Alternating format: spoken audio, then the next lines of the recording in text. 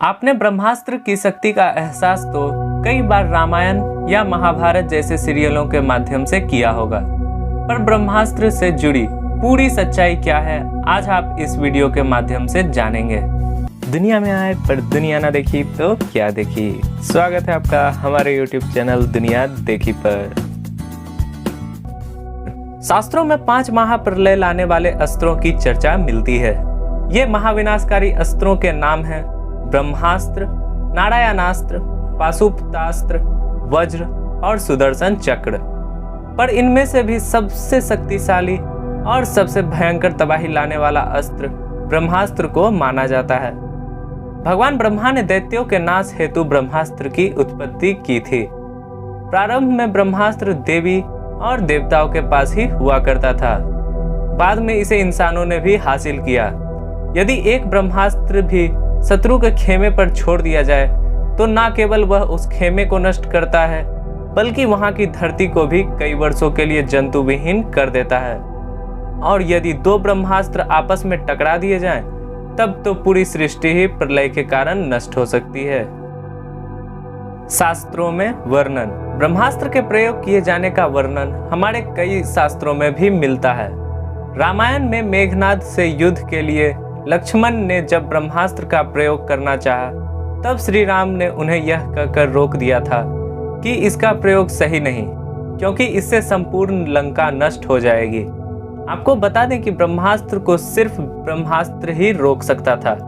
इसके अलावा किसी और अस्त्र में इतनी क्षमता नहीं थी कि वह इसे रोक ले। हाँ, अगर इसे छोड़ने के बाद इसके प्रभाव से बचना है तो इसे वापस लेना ही एक उपाय होता है।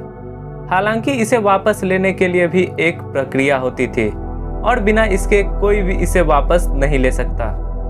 और अश्वत्थामा ने जब पांडवों के सर्वनाश के लिए ब्रह्मास्त्र छोड़ा तो अर्जुन भी ब्रह्मास्त्र के जवाब में ब्रह्मास्त्र छोड़ते हैं। पर इसके भयंकर परिणाम का आभास करते हुए वेद व्यास जी घबरा जाते हैं और वह अपनी दिव्य शक्तियों से दोनों के ब्रह्मास्त्र को बीच में ही रोक कर कहते हैं कि अपने अपने ब्रह्मास्त्र को वापस लो, अन्यथा विनाश हो जाएगा।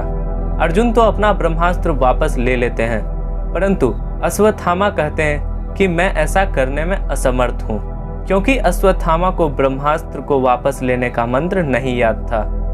तब वह उस ब्रह्मास्त्र का रुख अभिमन्यु की पत्नी उत्तरा के गर्भ में पल रहे बालक पर छोड़ देते हैं।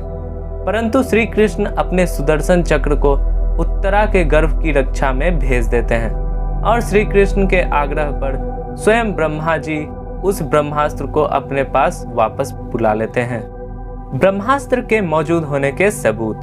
परमाणु बम का आविष्कार करने वाले वैज्ञानिक जूलियस रॉबर्ट ओपेनहाइमर ने अपने रिसर्च में इस बात का खुलासा किया है कि परमाणु बम जैसे विनाशकारी हथियारों का इस्तेमाल प्राचीन काल में भी हो चुका है। दरअसल रॉबर्ट ओपेनहाइमर ने गीता और महाभारत का गहराई से अध्ययन किया था।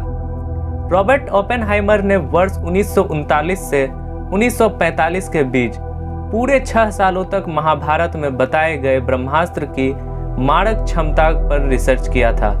उनके इस रिसर्च का नाम ट्रिनिटी यानी त्रिदेव था।